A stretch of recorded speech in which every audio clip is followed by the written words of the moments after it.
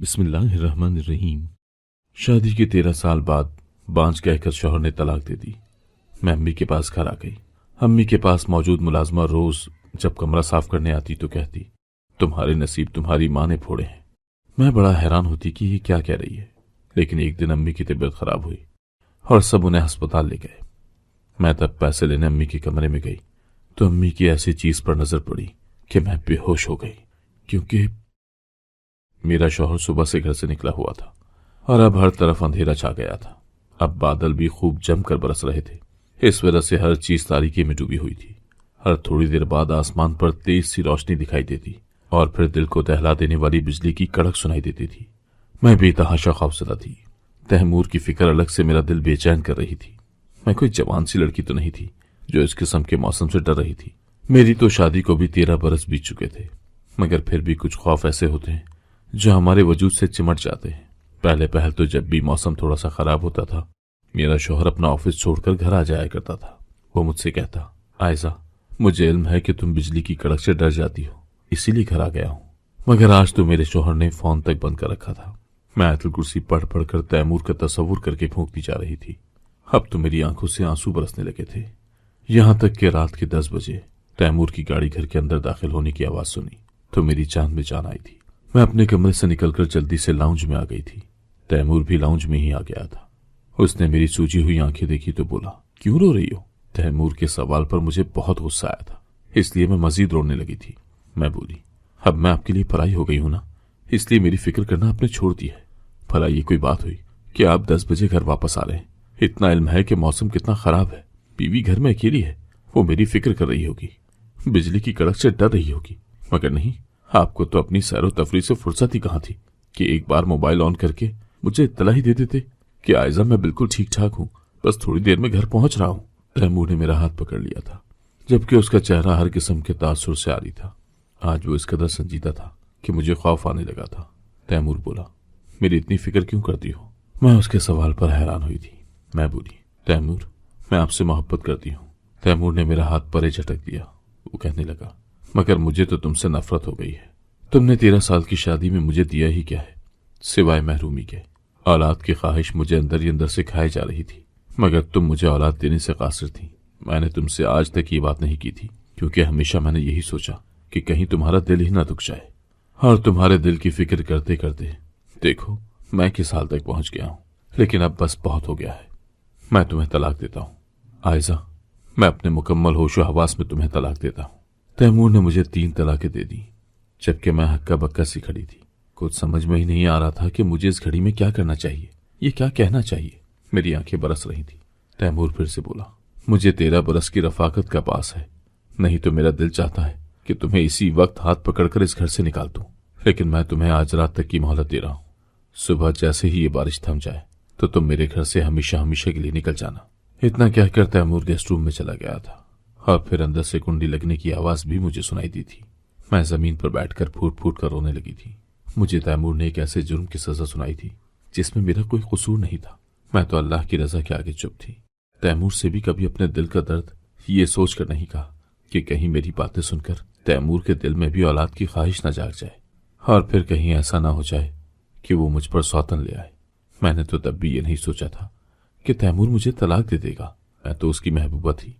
मैं सारी रात लाउंज में बैठकर ही रोती रही थी और फिर बाहर बारिश बरसी, बिजली कड़की, लेकिन मुझे किसी चीज से खौफ नहीं आया था। मेरे साथ जो होना था वो तो हो गया था। खैर, सुबह हुई तो मैंने खुद को दिलासा दिया और उठकर अपने कमरे में चली गई थी। मैंने कुछ जरूरी चीजें कमरे से उठा ली थी और किसी से कुछ कहे बिना ही अपने घर से निकल आई थी। मैं अपनी अम्मी के घर जा रही थी। मुझे इल्म था कि जब उन्हें इस बात का पता चलेगा कि मैं तलाक लेकर घर आ गई हूं तो उनके सर पर आसमान टूट पड़ेगा। खैर, मैं घर चली गई थी। नाश्ते की खुशबू हर तरफ फैल चुकी थी। अब्बू अखबार पढ़ रहे थे और अम्मी नाश्ता बना रही थी। अब्बू की नजर जब मुझ पर पड़ी तो वो जल्दी से उठकर खड़े हो गए थे। वो भागकर मेरे पास आए और बोले, आयशा, क्या बात है, तुम ठीक तो हो ना? मैंने नफी में सर हिला दिया था और बोली, नहीं अब्बू, मैं ठीक नहीं हूँ, मैं तो उजड़ गई हूँ। मुझे तैमूर ने यह कहकर तलाक दे दी है कि तुम तो बांझ हो, तुम तो औलाद पैदा करने के काबिल ही नहीं हो, तुम मुझे क्या दे सकोगी? अब्बू के चेहरे का रंग जर्द पड़ गया था। वो कांपने लगे थे। मैं उनकी गले लगकर फूट फूट कर रोने लगी। मगर जब उनसे जुदा हुई तो वो सोफे पर लड़क गए थे। अम्मी भी किचन से मेरे रोने की आवाज सुनकर बाहर आ गई थी। वो कहने लगी, क्या हुआ है, क्या हुआ है, जबकि मेरी चीखें आसमान से बातें कर रही थी। अब्बू बेजान पड़े हुए थे। अम्मी भागती हुई बाहर निकली और ड्राइवर से कहा कि गाड़ी निकालो। हम अब्बू को अस्पताल लेकर गए थे। अब्बू को आईसीयू में दाखिल कर लिया था, जबकि मैं और अम्मी एक दूसरे के गले लगकर रो रही थी। डॉक्टर्स ने बताया कि शफीक साहब को फालिज का अटैक आ गया है, जिसकी वजह से उनके जिस्म का दायां हिस्सा बिल्कुल मफलूज हो चुका है। अब वो बात भी ठीक तरीके से नहीं कर पाएंगे। अम्मी फूट फूट कर रोने लगी और बोली, क्या मेरा शौहर उम्र भर के लिए बिस्तर तक महदूद हो गया है? डॉक्टर ने नफी में सर हिला दिया था और कहने लगा, इनका इलाज होगा तो ये बहुत जल्द ठीक हो जाएंगे और नॉर्मल जिंदगी गुजारने लगेंगे। मुझ पर तो दोहरी कयामत बीत गई थी। मैं अम्मी से भी शर्मिंदा थी कि मेरी वजह से उनके सुहाग पर कयामत बीत गई थी। शायद अम्मी को मेरे चेहरे से मेरे जज्बात का अंदाजा हो गया था, इसलिए उन्होंने मेरा हाथ थाम लिया और बोली, आयजा, ये सब अल्लाह के काम है, तुम फिक्र मत करो, इसमें तुम्हारा कुछ भी कसूर नहीं है। तुम तो पहले ही इतनी बड़ी जहनी अजियत से गुजर रही हो, अब बाप की बीमारी की फिक्र लेकर आधी रह जाओगी। तुम मेरे साथ वादा करो कि बजाय रोने धोने के तुम मेरे साथ मिलकर अपने बाप को संभालोगी। मैंने अम्मी के साथ वादा कर लिया था। डॉक्टर्स ने अब्बू को कुछ दिन अस्पताल में रखा था और फिर डिस्चार्ज कर दिया। अब्बू घर आए तो मैं और मेरी अम्मी उनकी दिलजोई करने की कोशिश करती रहती थी। मैं अब्बू अम्मी के सामने तो बिल्कुल नॉर्मल ही रहती थी, मगर जैसे ही अपने कमरे में जाती तो मेरे दिल के जख्म उधड़ने लगते थे। मैं बहुत बड़ी अजियत से गुजर रही थी, मगर मेरे पास ऐसा कोई रिश्ता नहीं था जिससे मैं अपने दिल का गम कह देती। अब्बू को परेशानी बताई तो उन पर फालिज का अटैक हो गया था। बस यही सोचकर अम्मी से अपने दिल के जख्म छुपा लिए कि माँ का दिल तो बाप के दिल से भी ज्यादा नाजुक होता है। अगर अम्मी को कुछ हो गया तो मैं खुद को माफ नहीं कर पाऊंगी। मुझे शुरू से ही इस महरूमी का बहुत ज्यादा एहसास होता था कि मेरा कोई बहन भाई नहीं था। अब तो ये गम मुझे अंदर ही अंदर से खाया जा रहा था। काश मेरा भी कोई अपना होता तो मैं अपने दिल की भड़ास उसके कंधे पर सर रखकर निकाल देती। मैंने अम्मी से भी इस बात का शिकवा किया था। अम्मी मेरे सर में तेल लगाकर मसाज कर रही थी तो मैं बोली, अम्मी, मेरी जिंदगी में सगे रिश्ते का नरम गरम एहसास क्यों नहीं है? चलो, अल्लाह ने अगर मुझे औलाद नहीं देनी थी तो फिर मुझे मेरा कोई बहन भाई ही दे देता। आपको तो इल्म होगा ही ना कि बहन भाई कितने जरूरी होते हैं। अम्मी की आंखें भीग गई थी। मुझे अफसोस हुआ कि मेरी वजह से अम्मी रो पड़ी है। मैं उनका ध्यान बदलने के लिए बोली, अम्मी, अब्बू की सेहत ठीक हो रही है ना? हम दोनों ने अब्बू की जानिब देखा था तो वो भी रो रहे थे।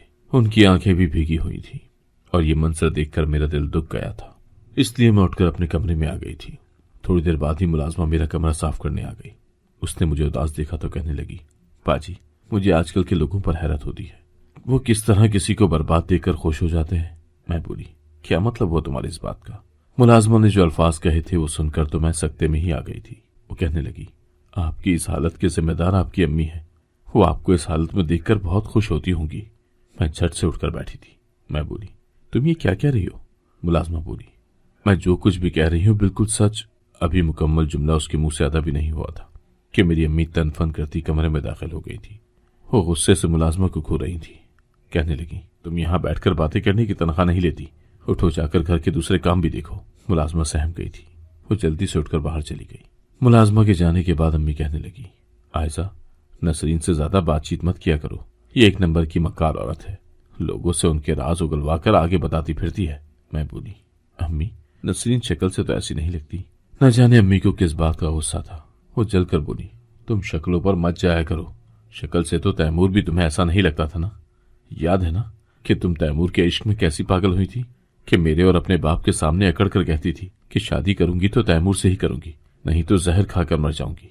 मैंने तब भी तुम्हें बहुत समझाया था, मगर तुम्हारे सर पर तो इश्क का भूत सवार था। मुझे बताओ, क्या पा लिया तुमने इस शादी से? अम्मी की बातें सुनकर तो मैं कांपने लगी थी। फिर वो जोर से दरवाजा बंद करके बाहर चली गई। अम्मी ने मेरी दुखती रग पर हाथ रख दिया था। मुझे वो जमाना याद आ गया था जब मुझे तैमूर से मोहब्बत हुई थी। मैं और तैमूर एक ही कॉलेज में पढ़ा करते थे। एक दिन अचानक ही तेज बारिश शुरू हो गई थी और फिर बादल गरजने लगे थे। मैं बहुत ज्यादा खौफजदा हो चुकी थी। सब मेरा मजाक उड़ा रहे थे। तब तैमूर ने आगे बढ़कर मुझे सहारा दिया। वो मेरा क्लास फेलो था। मुझसे कहने लगा कि मेरी छोटी बहन भी बिल्कुल तुम्हारी तरह बादलों की गरज से डरती है, और फिर वो मेरी दिलजोई करने की कोशिश करने लगा था ताकि मेरी तवज्जो बादलों से हट जाए। तैमूर ने उस दिन मेरा बहुत ख्याल रखा था और मैं उसके इस अमल से बहुत मुतासिर हुई थी। फिर यूं हमारी दोस्ती हो गई। उस दिन के बाद तैमूर ने मेरा हर लम्हा ख्याल किया था। वो हर चीज में मुझे आगे किया करता था। وہ مجھے آگے بڑھنے کا حوصلہ دیا کرتا تھا، اور یوں ساتھ پڑھتے پڑھتے ہماری تعلیم مکمل ہو گئی تھی۔ تیمور جاب ڈھونڈنے لگا، جبکہ میرے والدین میرے لیے رشتہ ڈھونڈنے لگے۔ ابو نے کہہ دیا تھا کہ وہ میری شادی اپنی بہن کے بیٹے سے کریں گے، اور یہ الفاظ سن کر میرا دل بہت بے چین ہو گیا تھا۔ میں نے جلدی سے تیمور کا نمبر ملایا تھا۔ میں نے تیمور سے کہا تھا کہ ابو نے میری شادی کے لیے ایک لڑکا ڈھونڈ لیا ہے، مگر مجھے سمجھ نہیں آ رہا کہ میرا دل اس قدر اداس کیوں ہو گیا ہے۔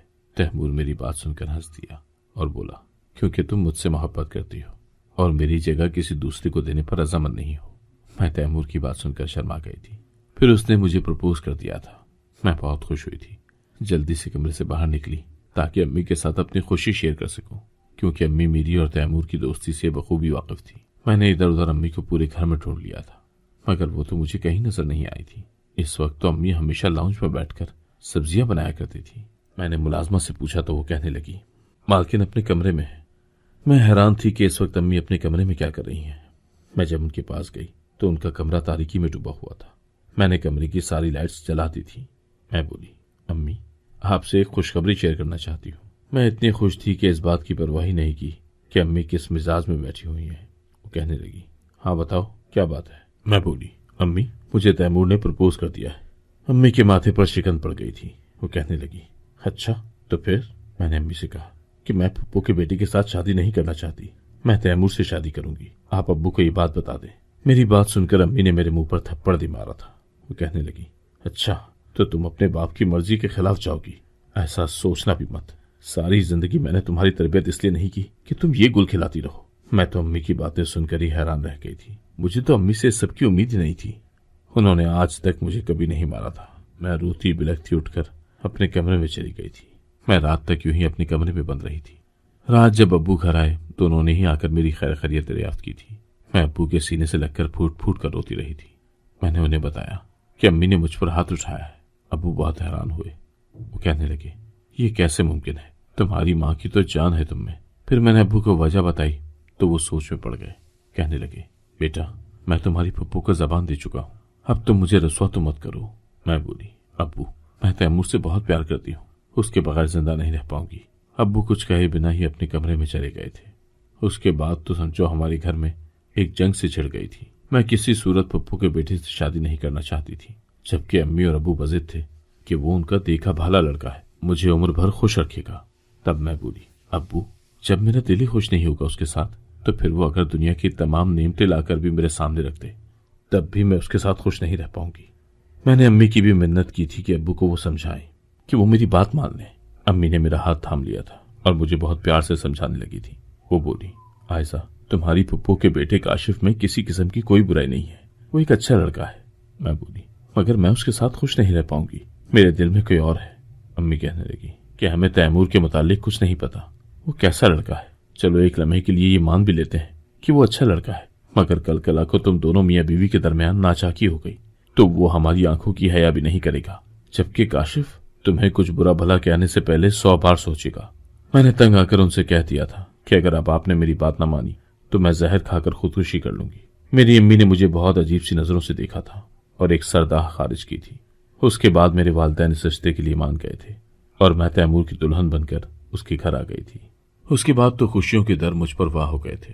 میری زندگی سنور گئی تھی۔ تیمور میرا بہت خیال رکھتا تھا۔ میرے سسرال والے بھی بہت اچھے تھے، انہوں نے کبھی میرے ساتھ اونچ نیچ نہیں کی تھی۔ شادی کو 3 برس گزر گئے تھے، مگر میں اولاد کی نعمت سے محروم تھی۔ اب میری ساس متفکر رہنے لگی۔ وہ مجھ سے بولی، بیٹی، تم نے ابھی تک مجھے اولاد کی خوشخبری نہیں سنائی، یہ خدا کی طرف سے دیر ہے یا تم میاں بیوی ہی ابھی اولاد نہیں چاہتے؟ میں بولی، امی، یہ اللہ کی طرف سے ہے۔ میری ساس نے مجھے ڈاکٹر کے پاس جانے کا مشورہ دیا تھا۔ میں نے اپنا علاج نہیں کروایا تھا کیونکہ مجھے امید تھی کہ میں بہت جلد حاملہ ہو جاؤں گی۔ پھر 7 برس یوں ہی بیت گئے۔ اولاد کی محرومی مجھے اندر ہی اندر سے کھائے چلی جا رہی تھی۔ اب بڑی سے بڑی چیز بھی مجھے خوشی نہیں دے پاتی تھی۔ اب میری ساس نے تیمور سے کہنا شروع کر دیا تھا کہ وہ مرنے سے پہلے اپنے پوتا پوتی کی شکل دیکھنا چاہتی ہے، اس لیے انہوں نے تیمور پر دوسری شادی کے لیے زور ڈالنا شروع کر دیا تھا۔ اس بات کا علم جب مجھے ہوا تو میں سکتے میں آ گئی تھی۔ مجھے علم تھا کہ اولاد مرد کی کمزوری ہوتی ہے۔ اب تیمور مجھ پر سوتن لا کر ہی چھوڑے گا، مگر اس نے صاف صاف الفاظ میں دوسری شادی سے انکار کر دیا تھا۔ جب میری ساس نے زیادہ زور ڈالا تو تیمور نے میری خاطر اپنے والدین کا گھر ہی چھوڑ دیا تھا۔ وہ مجھے دوسرے گھر میں لے آئے تھے۔ انہوں نے یہ سب کچھ بہت ہی غیر محسوس کن انداز میں کیا تھا. مجھے یہ بھی نہیں جتلایا تھا کہ وہ میرے خاطر یہ سب کر رہے ہیں. میں نے یہ باتیں امی کو بتائی تھی. میں نے ان سے کہا کہ امی، آپ تو پھپھو کو جانتی ہیں، وہ کس قدر سخت قسم کی عورت ہے. اگر میری شادی کاشف سے ہوئی ہوتی اور اب تک میں اولاد کی نعمت سے محروم ہوتی تو پھپھو مجھے طلاق دلوا کر ہی رہتی. امی مسکرا دی تھی. وہ کہنے لگی، عائزہ، تم تو اپنے والدین سے زیادہ سمجھدار نکلی ہو. تم نے تو بہت ہی اچھا شوہر چنا ہے اپنے لیے. میں مسکرا دی تھی. میری اور تیمور کی زندگی اچھی بھلی گزر رہی تھی. ہم دونوں میں تو کسی قسم کا کوئی لڑائی جھگڑا بھی نہیں تھا. صبح جب تیمور آفس جانے لگے تو گھر کے باغ میں لگا پھول بھی توڑ کر مجھے دے کر گئے تھے. وہ کہنے لگے کہ دنیا کی کوئی طاقت بھی تمہاری محبت میرے دل سے نہیں نکال سکتی. مجھے لگا تھا کہ شاید میری زندگی میں یوں ہی سدا بہار رہے گی، کبھی اداسی میرے پاس سے نہیں گزرے گی. تیمور کی باتیں سوچ سوچ کر میرا سارا دن بہت اچھا گزرا تھا. میں نے شام میں تیمور کی پسند کی بریانی بھی بنائی تھی، مگر پھر دیکھتے ہی دیکھتے میری زندگی کی کایا پلٹ گئی تھی. تیمور نے مجھے کھڑے کھڑے طلاق دے دی تھی. میں اچڑ گئی تھی. اف، کیا اذیتناک دن یاد آ گئے تھے. خیر، جب عشاء کی اذان ہوئی تو میں نے اٹھ کر منہ ہاتھ دھویا، نماز پڑھی اور نیچے آ گئی. میں پہلے جیسی عائزہ نہیں رہی تھی جو چھوٹی چھوٹی باتوں کو سر پر سوار کر لیا کرتی تھی. اب تو میں طلاق جیسا بوجھ بھی برداشت کیے ہوئے تھی.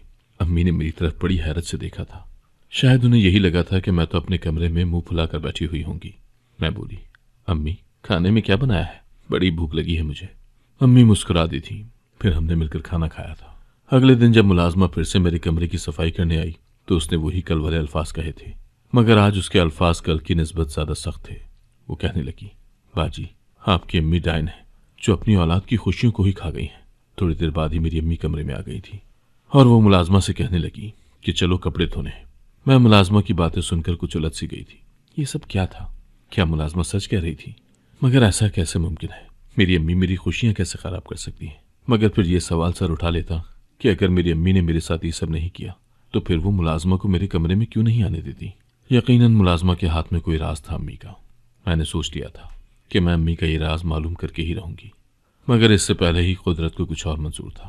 صبح اپنے کمرے سے باہر نکلی تو مجھے علم ہوا کہ میری امی کی طبیعت خراب ہے. وہ نڈھال سے لیٹی ہوئی تھی. میں بولی، امی، کیا بات ہے؟ آپ کی طبیعت تو ٹھیک ہے نا؟ امی کی آنکھوں سے آنسو نکل رہے تھے. کہنے لگی، میں ٹھیک نہیں ہوں، میرے سینے پر بہت بوجھ ہے، ایسا لگتا ہے کہ کچھ بہت غلط ہونے والا ہے. امی یہی باتیں کر رہی تھی کہ ان کی رنگت زرد پڑ گئی تھی. وہ درد سے بلبلا اٹھی تھی. وہ اپنا سینہ مسلسل مسل رہی تھی. میں جلدی سے اٹھی اور باہر کی جانب بھاگی. ڈرائیور کو گاڑی نکالنے کا کہا اور یوں میں امی کو اسپتال لے کر آ گئی. ڈاکٹرز نے بتایا کہ امی کو ہارٹ اٹیک ہوا ہے. ان کے دل کے 3 والو بند تھے اور ان کی جان بچانے کے لیے یہ بہت ضروری تھا کہ ان کو فوراً آپریشن کر دیا جاتا. میں نے آپریشن کے کاغذات پر دستخط کر دیے تھے. پیسوں کی ضرورت تھی، اس لیے میں گھر واپس چلی گئی. مجھے امی کے کمرے سے پیسے لینے تھے. امی کا کمرہ کھلا ہی تھا. مجھے علم تھا کہ پیسے الماری کی تجوری میں پڑے ہوتے ہیں. امی کی جان بچانا تھی، اسی لیے میں نے زندگی میں پہلی بار بنا اجازت ان کی الماری کھول دی. میں نے الماری کی تجوری کھولی تو وہاں پیسے پڑے تھے اور ساتھ ہی ساتھ ایک سرخ رنگ کے کور والی ڈائری بھی پڑی تھی. مجھے یاد ہے امی اکثر ایک ڈائری لکھا کرتی تھی، مگر جیسے ہی میں ان کے پاس آتی تو وہ اسے چھپا لیا کرتی تھی. آج امی کی ڈائری میرے ہاتھ لگی تو تجسس کے ہاتھوں مجبور ہو کر میں ان کی ڈائری کو کھول بیٹھی تھی. میں یوں ہی ورک گردانی کر رہی تھی جب مجھے ایک جملے نے اپنی جانب متوجہ کیا تھا. اس پر لکھا ہوا تھا، اشفاق نے میری زندگی تباہ کر دی. میری امی اور ابو میں تو بہت محبت تھی، پھر امی نے ابو کے متعلق ایسی بات کیسے لکھی تھی؟ کچھ نہ کچھ تو گڑبڑ ضرور تھی. اس لیے میں امی کی ڈائری پڑھنے لگی تھی. آگے آگے جو انکشافات ہو رہے تھے وہ میرا دل دہلانے کے لیے کافی تھے. امی نے لکھا تھا کہ میری شادی اشفاق سے بڑی مجبوری کے تحت ہوئی تھی. ہم 6 بہنیں تھیں اور والدین غریب تھے جو ہمیں پڑھا لکھا بھی نہیں سکتے تھے، تو وقت کی روٹی بھی مشکل سے ملتی تھی. اس لیے میرے والدین نے یہ فیصلہ کیا کہ بیٹیوں کو ان کے گھروں کا کر دیتے ہیں تاکہ وہ اپنے شوہروں کے گھر عزت بھری زندگی گزار سکیں. میرے والدین اپنے سر سے بوجھ اتارنا چاہتے تھے، اس لیے انہوں نے یہ بھی نہ سوچا کہ 18 سال کی لڑکی کا جوڑ 36 سال کے مرد کے ساتھ نہیں بنتا جو پہلے سے شادی شدہ بھی تھا اور ایک بچی کا باپ بھی تھا. میں نے دبا دبا سا احتجاج کیا تھا مگر میری کسی نے نہ سنی اور یوں میری شادی اشفاق سے کر دی گئی. اشفاق نے شادی کی پہلی رات ہی مجھے منہ دکھائی میں اپنی 2 سال کی بیٹی تھما دی تھی. بچی بہت چھوٹی تھی، اس لیے مجھے اس کا بہت زیادہ خیال رکھنا پڑتا تھا. مجھے عائزہ سے بڑی نفرت تھی مگر شوہر کی خوشی کے لیے بچی کا خیال رکھ لیا کرتی تھی کیونکہ اشفاق ایک اچھے شوہر ثابت ہو رہے تھے. انہوں نے میرا خیال رکھا، مجھے پیار دیا تو میرے دل سے یہ شکوہ ختم ہو گیا تھا کہ میرا شوہر مجھ سے بڑا بھی ہے اور ایک بچی کا باپ بھی ہے. اب میں چاہتی تھی کہ میں بھی جلد از جلد ماں بن جاؤں मगर मेरी किस्मत में कुछ और ही लिखा था। शादी के 10 बरस बाद भी जब मैं मां न बन सकी तो डॉक्टर के पास चली गई। उसने मुझे बताया कि तुम तो बांझ हो, औलाद पैदा करने के काबिल नहीं हो। ये बात सुनकर तो मैं सकते के आलम में आ गई थी। जिंदगी से दिल उचाट हो गया था। जब इशफाक को इस बात का पता चला तो वो कहने लगे कि तुम फिक्र मत करो, हमारे पास एक बच्ची है और हमारे लिए यही बहुत है। मुझे तुमसे कोई गिला नहीं है। इशफाक की इस बात ने मेरा दिल जीत लिया था। फिर मैंने आयजा को भी दिल से अपना लिया और सगी औलाद से बढ़कर प्यार और मान देने लगी थी। यूं ही वक्त गुजरता गया, यहाँ तक कि आयजा जवान हो गई। हम उसकी शादी के मुतालिक सोचने लगे थे। तब एक दिन इशफाक का एक दोस्त हमारे घर आया था। वो दोनों गेस्ट रूम में बैठे बातें कर रहे थे। मैं चाय लेकर पहुंची, दरवाज़ा खोलने लगी तो अपना नाम सुनकर रुक गई थी।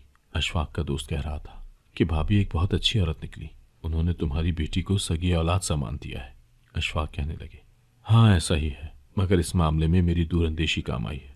मुझे इल्म था कि अगर हमीदा ने अपना बच्चा जन्म लिया तो वो आयजा को माँ का प्यार नहीं दे पाएगी, इसलिए मैंने उसे खाने में मिलाकर मुसलसल माना हमल की गोलियां दी, जिससे वो पांच हो गई। मैंने हमीदा से माँ बनने का हक छीन लिया। ये बात सुनकर तो मेरे पैरों तले से जमीन निकल गई थी। मुझे सारी दुनिया बुरी लगने लगी थी।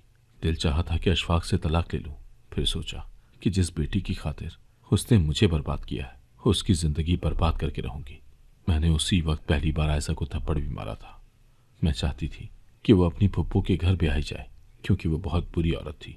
मगर आयजा बजिद थी कि वो अपनी पसंद से शादी करेगी। उसने अपनी जिद मनवा ली थी। आयजा को तो फिर से खुशियां मिल गई थी, जबकि मैं खाली हाथ रह गई थी।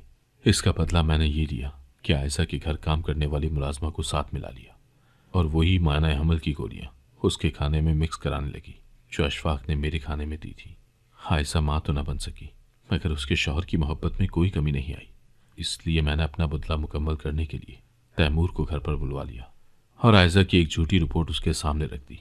मैंने तैमूर को बताया कि आयजा ने कई बार अपना हमल ख़त्म करवाया है और वो जानबूझकर तुमसे अपना बच्चा पैदा नहीं करना चाहती, क्योंकि वो अपनी फुप्पो के बेटे से मोहब्बत करने लगी है और वो जब भी घर आती है तो अपनी फुप्पो के बेटे को भी यहीं पर बुलवाकर उससे मिलती है। तीर ठिकाने पे लगा था। आयजा को तलाक हो गई और मेरा बदला पूरा हो गया। मगर न जाने ये बदला पूरा करके भी मुझे सुकून क्यों नहीं मिल रहा। मेरी ममता बेचैन हो गई है। मैं जब जब आयजा को देखती हूँ मेरे दिल में दर्द होने लगता है। मैंने बहुत खसारे का सौदा किया है। एक मर्द की सजा उसकी बेटी को दे दी। मैं अंदर से बुझ गई हूँ। जी चाहता है कि मर जाऊं। आयजा से भी माफी नहीं मांग पा रही। आगे डायरी खाली थी। ये सब क्या हुआ था मेरे साथ? मेरी आंखों से आंसू बह रहे थे। मैंने आंसू साफ किए और अस्पताल चली गई थी। मैंने सोच लिया था कि इस मामले को मैं और अम्मी मिल बैठकर निपटा लेंगे, मगर अम्मी मर गई। वो ऑपरेशन के बाद होश में ही नहीं आई थी। हर किस्सा अधूरा रह गया था। फिर मैंने खुद को उनकी जगह पर रखकर सोचा तो ख्याल आया कि अम्मी ने जो कुछ किया शायद ठीक ही किया था। मैंने उन्हें माफ़ कर दिया है। मुझे यकीन है कि अल्लाह ने भी उन्हें माफ़ कर दिया होगा, जबकि मेरा बाप अपने किए की सज़ा एक बिस्तर तक महदूद होकर भुगत रहा है। अगर आपको आज की कहानी पसंद आई है तो वीडियो को ज़रूर लाइक कीजिएगा और अपने दोस्तों के साथ भी शेयर कीजिएगा। और हाँ, अगर आपने अभी तक हमारा चैनल सब्सक्राइब नहीं किया तो ज़रूर सब्सक्राइब करें। मिलते हैं कल एक नई और दिलचस्प कहानी के साथ। अल्लाह हाफ़िज़।